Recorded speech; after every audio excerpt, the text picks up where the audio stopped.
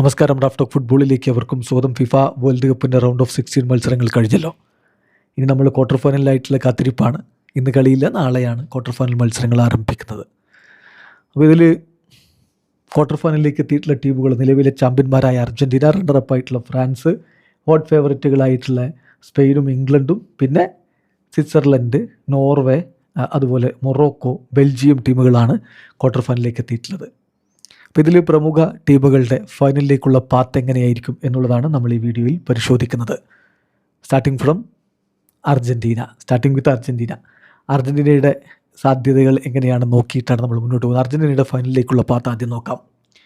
അവരുടെ quarter final മത്സരം വരുന്നത് നിങ്ങൾക്കറിയാവുന്ന പോലെ സ്വിറ്റ്സർലൻഡിനെതിരെയാണ്. കളി ജൂലൈ 11 ഇന്ത്യൻ സമയം പറയുമ്പോൾ ജൂലൈ 12 രാവിലെ 6:30 ആ കളി നടക്കുന്നത്.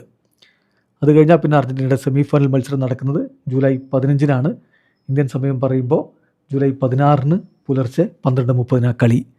അത് കഴിഞ്ഞാൽ പിന്നെ അർജൻറ്റീന ഫൈനലിലേക്ക് എത്തുകയാണെങ്കിൽ മത്സരം വരുന്നത് ജൂലൈ 19 ഇന്ത്യൻ സമയം പറഞ്ഞാൽ ആ കളി വരിക ജൂലൈ 20 പുലർച്ചെ 12:30 ഇതാണ് അർജൻറ്റീനയുടെ വരാൻ പോകുന്ന മത്സരങ്ങളുടെ പൊട്ടൻഷ്യലായിട്ടുള്ള മത്സരങ്ങളുടെ ഒരു സമയക്രമം. എതിരാളികൾ ആരൊക്കെയായിരിക്കും? നമ്മൾ പറഞ്ഞല്ലോ, ക്വാർട്ടർ ഫൈനലിൽ ഇപ്പോൾ അർജൻറ്റീന സ്വിറ്റ്സർലൻഡുമായിട്ട് കളിക്കുന്നു. സെമി ഫൈനലിൽ അവർ ഇംഗ്ലണ്ടുമായിട്ട് ഏറ്റുമുട്ടാനാണ് സാധ്യത. അത് എങ്ങനെ വരുന്നു എന്ന് ചോദിച്ചാൽ, ഇംഗ്ലണ്ടും നോർവേയും തമ്മിലാണ് ക്വാർട്ടർ ഫൈനൽ. അതിൽ ജയിക്കുന്ന ടീമാണ് സെമിയിൽ വരിക. ഇംഗ്ലണ്ടിനാണ് കൂടുതൽ സാധ്യത. ഇനിയിപ്പോൾ മറ്റെന്തെങ്കിലും സംഭവിച്ച് നോർവേ വന്നാലും അത്ഭുതപ്പെടേണ്ടതില്ല. അതും കഴിഞ്ഞ് അർജൻറ്റീന ഫൈനലിലേക്ക് പോയാൽ അവിടെ അർജൻറ്റീന എതിരാളിയായിട്ട് ഒന്നുകിൽ സ്പെയിനോ അല്ലെങ്കിൽ ഫ്രാൻസോ വരാനാണ് ഏറ്റവും കൂടുതൽ സാധ്യത. അതല്ലെങ്കിൽ ഈവൻ മൊറോക്കോയോ ബെൽജിയമോ വരാൻ പോലും സാധ്യതയുണ്ട്. സോ ഫ്രാൻസോ സ്പെയിനോ വരാനുള്ള സാധ്യതയാണ് കൂടുതൽ കണക്കാക്കപ്പെടുന്നത്. ഇതാണ് അർജൻറ്റീനയുടെ ഫൈനലിലേക്കുള്ള പാത്ത്, കിരീടത്തിലേക്കുള്ള വഴി. ഇനി നമ്മൾ കഴിഞ്ഞ തവണത്തെ റണ്ണറപ്പുമാരായിട്ടുള്ള ഫ്രാൻസിൻ്റെ മുന്നോട്ടുള്ള പോക്ക്, അവരുടെ മുന്നിലുള്ള വഴിയിൽ ആരൊക്കെയാണ്, എങ്ങനെയൊക്കെയാണെന്ന് നോക്കാം. ഫ്രാൻസിനെ സംബന്ധിച്ചിടത്തോളം അവരുടെ ക്വാർട്ടർ ഫൈനൽ മത്സരം വരുന്നത് നാളെ വ്യാഴാഴ്ച ജൂലൈ 9 ഇന്ത്യൻ സമയം പറയുമ്പോൾ ജൂലൈ 10 പുലർച്ചെ 1:30 ഫ്രാൻസ് മൊറോക്കോയുമായിട്ട് ഏറ്റുമുട്ടുന്നത്. ആ കളി ഫ്രാൻസ് ജയിച്ചെന്ന് കരുതുക. ഫ്രാൻസ് സെമി ഫൈനലിലേക്ക് എത്തി. സ്പെയിനും ബെൽജിയവും തമ്മിൽ ഏറ്റുമുട്ടിയ ടീം, അതിൽ ജയിച്ച് വരുന്ന ടീം ഏതാണോ അതാണ് അവരുടെ സെമി എതിരാളികൾ. സ്പെയിൻ വരുമെന്ന് കരുതാം.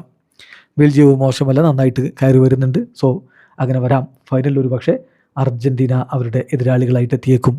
അതല്ലെങ്കിൽ ഇംഗ്ലണ്ട് എതിരാളികളായിട്ട് വരാം. ഈ രണ്ട് ടീമുകളാണ് കൂടുതൽ സാധ്യത. അതല്ലെങ്കിൽ സ്വിറ്റ്സർലൻഡിനോ നോർവേക്കോ പോലും സാധ്യതയുണ്ടെന്ന് മനസ്സിലാക്കുക. സോ കൂടുതൽ സാധ്യത അർജൻറ്റീന ഓർ ഇംഗ്ലണ്ട്. ഇതുപോലെ തന്നെയാണ് സ്പെയിനിൻ്റെ കാര്യം. സ്പെയിന് ബെൽജിയവുമായിട്ടാണ് ഈ ക്വാർട്ടർ ഫൈനൽ മത്സരം കളിക്കുന്നത്. ജൂലൈ 11 പുലർച്ചെ ഇന്ത്യൻ സമയം 12:30 കളി. അത് കഴിഞ്ഞ് അവർ സെമിയിലേക്ക് എത്തും. ഫ്രാൻസ് അവരെ സെമിയിൽ നേരിട്ടേക്കും. അതല്ലെങ്കിൽ മൊറോക്കോക്ക് സാധ്യതയുണ്ട്. അത് കടന്ന ഒരു ഫൈനലിലേക്ക് എത്തുകയാണെങ്കിൽ അർജൻറ്റീനയോ ഇംഗ്ലണ്ടോ ആണ് അവരുടെ ഏറ്റവും വലിയ എതിരാളികളായിട്ട് എത്താനുള്ള സാധ്യത. അതല്ലെങ്കിൽ സ്വിറ്റ്സർലൻഡിനും നോർവേക്കും വരെ സാധ്യതകളുണ്ട്. ഇംഗ്ലണ്ടിൻ്റെ കാര്യം നോക്കുകയാണെങ്കിൽ ഇംഗ്ലണ്ട് അവരുടെ ക്വാർട്ടർ ഫൈനൽ മത്സരം കളിക്കാൻ പോകുന്നത് തീർച്ചയായിട്ടും നോർവേക്കെതിരെയാണ്. ജൂലൈ 12 പുലർച്ചെ 2:30 ആ കളി നടക്കുന്നത്. അത് ജയിച്ചവർ സെമിയിലേക്ക് എത്തിയാൽ അർജൻറ്റീനയെ നേരിടാനുള്ള സാധ്യതയാണ് കൂടുതൽ. അല്ലെങ്കിൽ പിന്നെ സ്വിറ്റ്സർലൻഡ് അർജൻറ്റീന അട്ടിമറിച്ചെത്തണം. അത് കഴിഞ്ഞിട്ട് അവർ ഫൈനലിലേക്ക് കടക്കുകയാണെങ്കിൽ അവിടെ ഫ്രാൻസോ സ്പെയിനോ അവരുടെ എതിരാളികളായിട്ട് വരാം. ഈവൻ മൊറോക്കോക്കും ബെൽജിയത്തിനും വരെ സാധ്യതയുണ്ട്. അപ്പോൾ ഇതാണ് ഓരോ പ്രമുഖ ടീമുകളുടെ ഫൈനലിലേക്കുള്ള പാത്ത്.